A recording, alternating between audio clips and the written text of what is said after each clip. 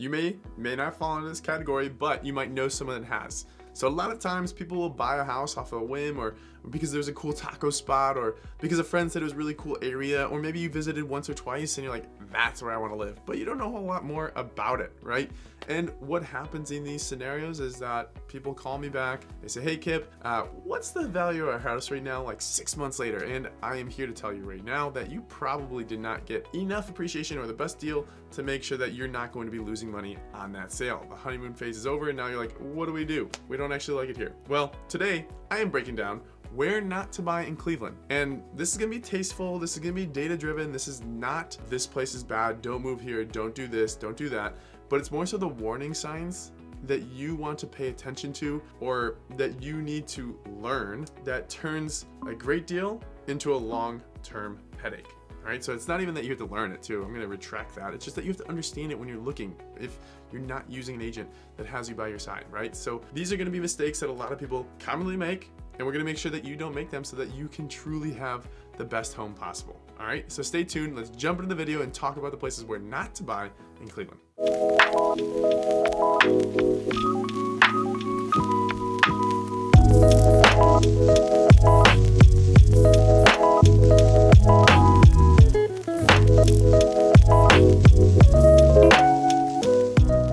If you're new to the channel and you want to know all there is about living in Cleveland, Ohio, make sure to hit the bell and hit the subscribe button so that you can stay up to date on all things Cleveland. My name is Kip Sweeney with Moving to Cleveland, Ohio, powered by Mancuso Homes, eXp Realty. And we get calls from people just like yourself looking to buy or sell in the next 90 days, whatever it may be. We are here to make sure that you have a smooth transition and to help you get the best out of the transaction. All right. So if you need help, if you're local, if you're not local, let's meet in some capacity. My contact information is in the description box below. I love face-to-face if you are local, but otherwise, let's talk, Zoom, FaceTime, I don't care. But let's see how we can create a personal plan for you and make the process simple and easy. Nonetheless, let's jump into the video on where not to buy in Cleveland, Ohio, and really anywhere. If you're not in Cleveland, this will be information you're going to want to learn as well. So stay tuned and let me know what you want to hear next in the comments below.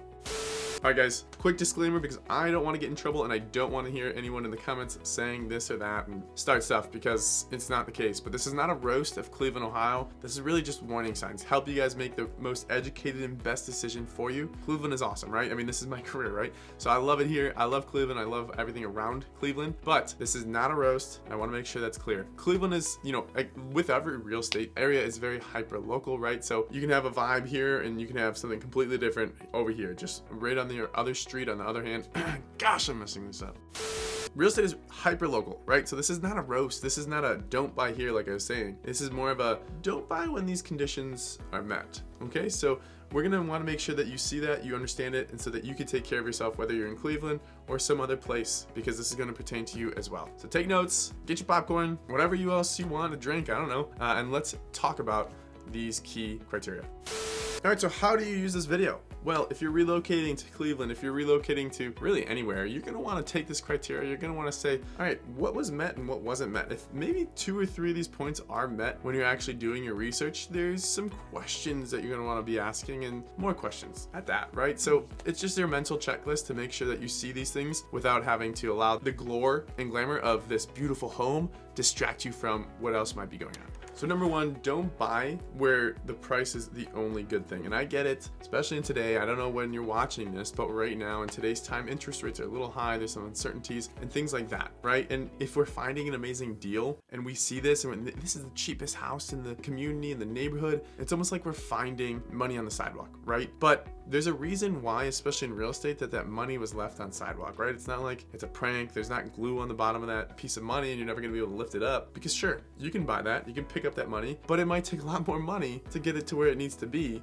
your forever home, right? So when this is the key thing, when price is the biggest thing, really start to uncover a lot of different things, because if you're seeing this below a ton of other homes in the community, in the neighborhood, there's gonna be some hidden things, right? So maybe it could be noise, very, very loud. There could be transit that's really close by that disrupts your sleep, or things of that nature, right? Or maybe it's a pretty high traffic area. Maybe like that street itself that house is on garners a ton of through traffic, right? There's different things that can go into that, but don't just look at price and think, wow, what a steal, because think of it from the seller. Who's going to sell their house for that cheap? Why are they going to sell it below maybe where all the other homes are if they could garner that amount, right? If they could get a higher price. No one's going to do that. So just keep that in mind, right? So if you see that price, you're like, what's going on here? Why is this happening? There's going to be something that you're going to have to uncover. Whether it's something within the house, whether it's something around the house, or whether there's something more, it's things that you need to ask your agent to figure out. They should already have answers, or they should kind of advise you so that you don't make a decision into jumping into something just because of price. And I get it. Once again, it could be that it's tough, right? You could be finding the house in the perfect spot, the perfect area,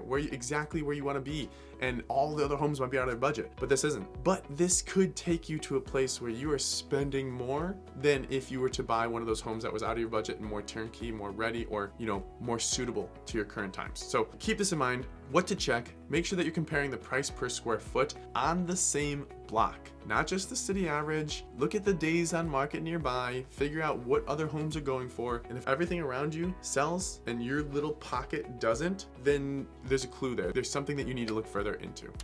Number 2, don't buy where infrastructure fights you. What do we mean by this? Well, you probably have driven, I don't care where you are, I have to assume that pretty much anywhere you can drive. You can be going somewhere and you're going to be driving, you're like, wow, okay, maybe that's really busy here, it's very hectic, and then very commercial, and then bang, there's just some really nice house. Like, oh, well, that was random, and then you just continue on drive, right? You don't even think about it twice. Think about that experience, that home, the way you thought about that every time you kind of look at some homes. Because if you're in the middle of some heavy routes, if you're in the middle of a truck drive-through, right? If it's a rail zone, if there's rail lines and stuff like that, or more industrial, or whatever else it could be, there's probably a reason why that house is either lasting longer if it is for sale, or it's priced where it is, right? So again, going with number 1, you need to do the due diligence to make sure that you actually pay attention, not only to the house, but to the area. So we're gonna talk about this a little later too, but when you do see a house, make sure you're visiting that house multiple times. Go during rush hour, go in the evening, go in the morning. Just lay it out to make sure that what your typical plan and your typical drive and path will be is covered, so that you understand exactly what you're getting yourself into. You don't want to go during maybe, let's say 10 a.m. to a showing, it's very quiet, you're like, this is peaceful, I love it. Then 4 o'clock rolls around, you're like, what is going on, right? I'm in Armageddon now, it's just completely different. So you want to make sure that the infrastructure, which does affect the buyer's demand quite often, right? A beautiful home can sit a lot longer if your surroundings and your environment feels chaotic, but making sure all of that is exactly to what you want. Some people don't care, great. But make sure that you understand that, because when you go back to resell, if this isn't your forever home, that's gonna be a factor when it comes to actually getting someone to purchase your house the next time around, all right? So keep that in mind. It's not about just the now, but it's about the later, unless this is your forever home. But it's always very hard to tell, right? So keep that in mind. But again, make sure that you check the rush hour, make sure that you check rush hour, make sure you check in the morning, late at night. If you can, ask your agent to pull zoning maps or just adjacent parcels. We wanna make sure that you're not right next to industrial zones. So if you're residential next to residential, that's great. But if you're residential next to industrial, resale is gonna be a lot more difficult for that as well. So keep these things in mind. All right, this next one, number 3, I think is pretty common. I think a lot of buyers already have this, but don't buy where water is the boss. So Cleveland, Cuyahoga County, because we're not just talking about Cleveland proper, that's not the sole purpose of this, is and has an older housing stock, right? We're older homes. So the charm is there, the history is there, but water doesn't care about the charm, right? So we want to make sure that when we're going into the basement, or when we're going to the home, that there's no moisture. We're not seeing grading issues. There's no draining challenges to the house, because we don't want this to be an issue in the long run and have to deal with it, right? So sometimes it's great to do a showing after a rainy day or after a ton of snow melts, because you can kind of see what's going on. You might be able to go down there and see something. But keep in mind as well, there's different micro locations that might be more prone to flooding as well. So you really want to make sure that those houses, if you're in that area, everything is clean. Obviously, it's costly to take care of those things, and it adds up pretty fast. So you have to be careful about this clue, but one clue you can look for is a dehumidifier. Now, just because there's a dehumidifier doesn't mean that they have water issues. It could just be something that people use to be careful, to take precaution, things like that. It's not necessarily a dead giveaway. I have a dehumidifier in my basement, but I don't have water issues, right? So it's just something that you have to consider, but not fully rely on. What you should be looking at is the outside of the house, right? So does it slope down away from the house? Is there mulch? Are there rocks? What is there? Look at the foundation. Look at the color of the foundation or the walls inside in the basement. So these are things that you want to check for. And basically, the simplest way to do all this is visually, but also ask about water intrusion, right? Sellers have to tell you the truth. And if they don't, they're in a lot of trouble. So walk it, try to get around it when maybe it's raining. Obviously that's not always the case, and we're not just about to hold a hose and just spray the house. That's gonna be looking pretty weird. But look at your yard or its yard, look at neighboring yard slope. If water is flowing toward your foundation, we obviously can tell that something's an issue that's not great. It is going to be a long-term maintenance relationship that you are going to have to handle. Number 4, don't buy where block turnover is constant. So this isn't really one that I think a lot of buyers really think about or consider, but it's pretty subtle. The house might be perfect, it might be great, but the block might not be so stable, right? Because it truly is here, and I'm sure a lot of other places, like we said, can change block to block, right? Pretty quickly. So when turnover is high, there's a lot of short stays, you have frequent tenant changes,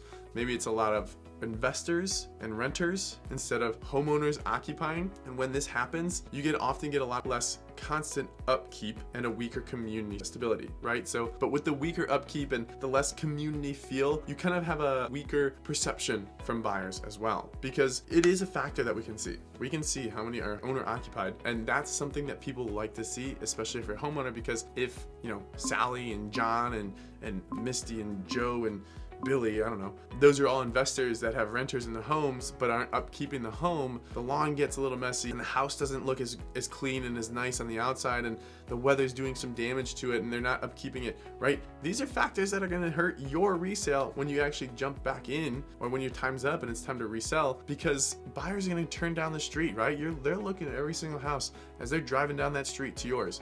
And those are all factors that you need to take into consideration as well when you're buying too, because long term is what we're looking at. We're not just looking for the short term, the honeymoon phase. We want to make sure that you're secure in the long run as well. So what to check, just notice how many owner occupied homes are nearby. We can do a search for you as agents. Talk to neighbors if you're comfortable with that. I'll talk to a neighbor, I don't really care, but owner occupancy really truly does tend to correlate with a steadier upkeep and stronger resale stability. So keep that in mind. Number 5, don't buy where deferred maintenance is the norm. So this is going to be something just like number 4, which we just spoke about, right? Deferred maintenance, right? If we're looking at a house and the lawn isn't being kept up, or fresh paint, there's not some painted, fresh paint is makeup, right? What's the saying? Makeup on a pig, right? If you're walking around or driving around and you see that on these homes, you're not gonna wanna be in that street, because you don't want someone that's not going to really truly consider their house an investment or their own and actually take good care of it, because that's gonna hinder your resale in the long run as well. So if porches, roofs, sidewalks, lighting, and sidewalks, I'm gonna put a little asterisk there. So if the surrounding homes show the deferred maintenance, right? The porches, the sidewalk, the lighting, even the roof, if all of that just kinda is deferred, right? The maintenance isn't upkept, that street sets the perception. The home can be perfect. It could be to a T. You could have spent so much money to make it perfect, but buyers judge the block, right? Like I said in 4, you're driving down the road and people are gonna be looking left and right, and they're gonna see what appraisers are looking at. They're gonna see what other buyers are looking at as well, right? So appraisers and buyers both take the cues from the surrounding areas, the surrounding conditions, and they factor that in. It can create appraisal resistance, right? If you're under contract or if a buyer is under contract, and any offers that come in may be a lot softer and not at the price that you want, because people are kind of taking the outside factors into consideration. So what to check? Just look at the conditions of the homes, right? Are porches slanted? Are they fallen? Are, roofs, shingles missing? Do they look like they need to be replaced? Or what else? Lawns, are they not being taken care of? Think about you as a buyer and what future buyers might take into consideration as well, and just keep that in mind. So we want to make sure the condition is great, the street looks good, and this is also a huge proponent of why, you might be like, why did the house on this street sell for X amount, but the house on this street did not? They're neighbors. This is a big factor to it as well. Number 6, don't buy where access doesn't match your life, right? So commute pain is the real pain here. Your house can be amazing. You can have everything. For the most part, you're gonna have to leave your house though, but there is a lot of things that you can argue back with that. But not that being said, if it requires you a long, stressful drive for work, groceries, school, or just to do things that you care about, or even healthcare, right? If all of this is a long hassle and makes you not want to do it, your satisfaction is gonna drop over time. It's a given, right? We can think about it in a lot of different things. But buyers just pay attention to the home. You don't think about the actual drive time most of the time, right? So we're referring back to some of the points above, but buyers will pay a premium for access. Easy access to highways, to transit, to hospitals, to groceries. This is why people always say, okay, I need a 10-minute maximum to get to all my amenities, my groceries, my staples, right? And I mean staples as in the must-haves, not the store. If you're going to the store real quick, is you getting in the car, tossing a podcast on? I don't think that is a real quick trip. That's going to be a drive that is going to turn into a headache for you in the long run, right? Imagine if you forgot milk and you're trying to bake something and you need it that night because we all procrastinate, right? Well, you're out of luck. You got to go back to that store. Now you got to be fed up with that drive again, go back into the store, get the milk, and then go back home. So it's not something that we want to be humming and hawing all the time about having to go back or do this. You want to be able to be about going to the grocery store, getting out of the house, socializing. So what's it check for? Well, actually drive out your commute, right? You can go at the hours that you would typically go and drive out your commute and check it out. How is it? If you're not home, if you're not from here, if you're relocating, go onto Google Maps or Apple Maps and map it out. See what it's like from that address to the grocery store, from that address to the gym, etc. We can figure this out in multiple different ways, but it is something that's going to be key to making sure that your long-term home ownership is high, right? Your satisfaction is high. All right, guys, number 7, don't buy where the buyer pool is too narrow, right? And another way to say this is don't buy a niche property. What does that mean? Well, the resale strategy is disguised as a life tip, right? So when you buy a house that says, that doesn't match the architectural design of all the other homes in the community, it can either hinder you or better, but depending on what that is and what that looks like. But we're looking at niche properties or hyper-specific properties, extreme finishes, layouts, unusual zoning, right? Things like that, easements even. But this can all limit the future buyer pool, right? Just think about it like a horse farm or just a farm in general. Your buyer pool is gonna be a lot more limited to those who want that specifically. So you can take that same thought and you can apply it to homes in your neighborhood, right? Homes that have a weird or different architectural design or that just has an odd layout, things of that nature. So your all purple kitchen looks cool and social media, but it's just not everyone's vibe. So that's going to already eliminate a ton of people unless you find the perfect buyer that's just like, I'm great with this and I can just change everything and I'll make it pink, etc. Right? So you want to be careful for that. So the simple one, what to check, very simple. Just go into it. Ask yourself, would most buyers live here, right? Does this require light cosmetic upgrades or is this a complete rehaul? If it takes a niche buyer today, it's going to take one later on as well, and it's going to take a lot longer to sell.